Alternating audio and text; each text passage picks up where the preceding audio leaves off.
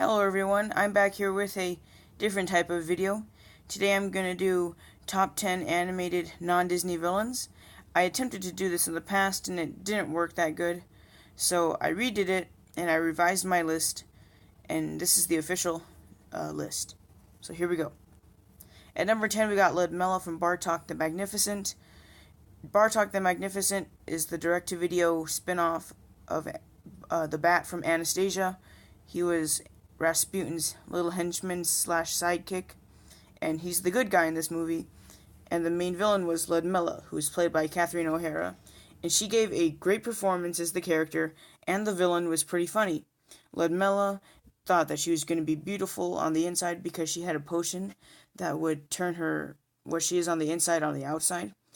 And it turns out she was so ugly on the inside, it turned her into a dragon. And Bartok had to kill her. So she was a pretty hilarious villain, and I do recommend watching the little movie.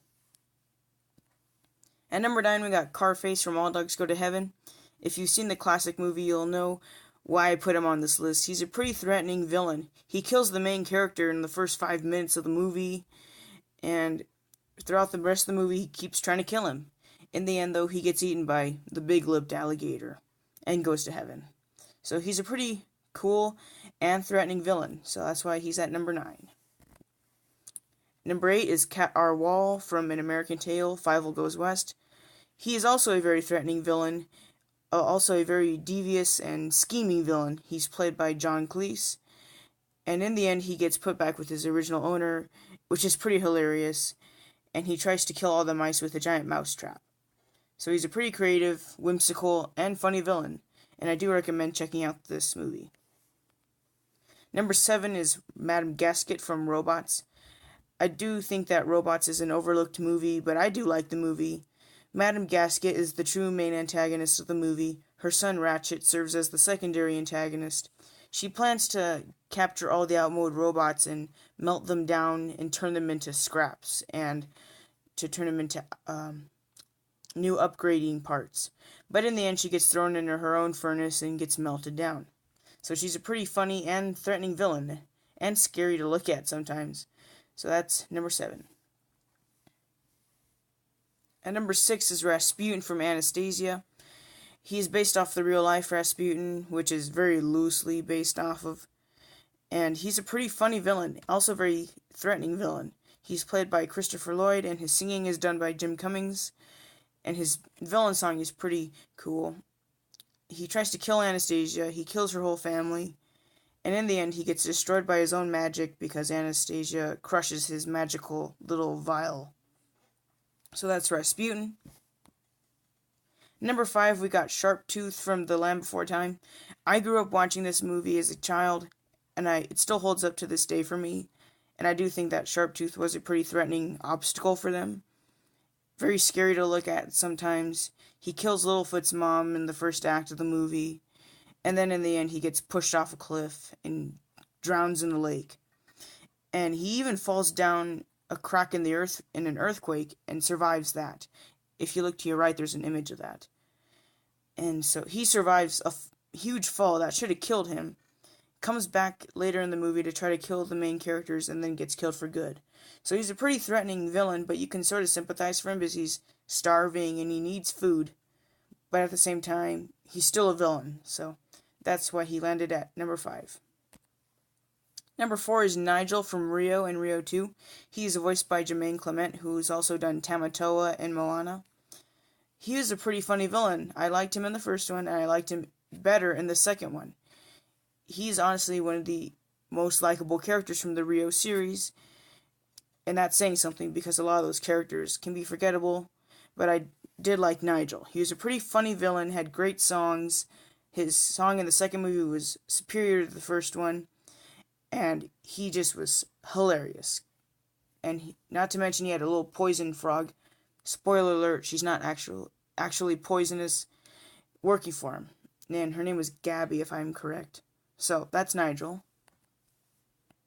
Number 3 is Mayor John from Rango. Rango, in my opinion, has some of the best animation ever. The animals look realistic, the backdrops look realistic, and there's even a shot where they show Las Vegas, which is amazing. And Mayor John is a greedy, evil tortoise who wants to destroy the town of Dirt and turn it into his own version of like Vegas or a new city. He wants to move to the future. And he tells Rango that there's no room for gunslingers and sheriffs anymore, and that they're civilized now and that they're moving to the future. And if you don't move with him, he'll leave you behind. And he does have Rattlesnake Jake and Bad Bill kill Mr. Merrimat from the bank in order to move forward, because he found Mr. Merrimat to be an obstacle to him. He is very threatening, at times very scary to know what he's going to do next. And in the end, he gets angry at Rattlesnake Jake, betrays him, and then Rattlesnake Jake takes him off and kills him. So that's Mayor John from Rango. Then we got at number 2, The Fabrication Machine or Brain from the movie 9 by Tim Burton. I really did enjoy this movie. It was really good. Very scary, very threatening. He was a pretty threatening villain. Even though he says nothing in the movie, you can clearly see what he's thinking, what he's doing. He was invented by the scientists, but turned evil when the evil chancellor used him to do bad things. So he made these walking robots that would shoot out bombs that would kill all organic life on Earth, and he did succeed in that. But in the end, he was killed by Nine himself and his gang. Not before, though, he managed to take the lives of a good majority of the main characters. So he's a very threatening villain, and I did like that. So that's The Fabrication Machine. An honorable mention would be Kai from Kung Fu Panda 3. He's voiced by J.K. Simmons, and I found he was pretty funny and threatening. Another honorable mention is to Stormella from Rudolph the Red-Nosed Reindeer, the 1998 version. And she was voiced by Whoopi Goldberg, which is pretty funny as well. She had a pretty good villain song. I recommend checking it out. Another honorable mention is Leonard from Angry Birds, otherwise known as the King Pig. He was voiced by Bill Hader, and he was just downright hilarious. And he doesn't die at the end, but he is just so hilarious. And if you've seen the Angry Birds movie, you'll know what I'm talking about. And he's just a good villain. Another honorable mention is Professor Screw Eyes from We're Back, A Dinosaur Story. I grew up watching this movie along with The Land Before Time, and I always liked him as the villain. He was pretty scary, pretty creepy, and he got pretty dark for a G-rated movie. Another honorable mention is Drizelda from Tom and Jerry, The Lost Dragon. And if you've seen this movie, it's one of those Tom and Jerry flicks where they make up their own cool story, but they have the mistake of throwing in Tom and Jerry and just ruining the story. But it's Tom and Jerry, what are you going to do? But Drizelda I found was the only decent part of the movie. She had a great villain song, and in the end she turns into a dragon. She's very similar to Ludmilla. The only difference is that she's a witch, and her dragon form is pretty cool, and so that's why I chose her as an honorable mention. And number 1 is Lord Shen from Kung Fu Panda 2.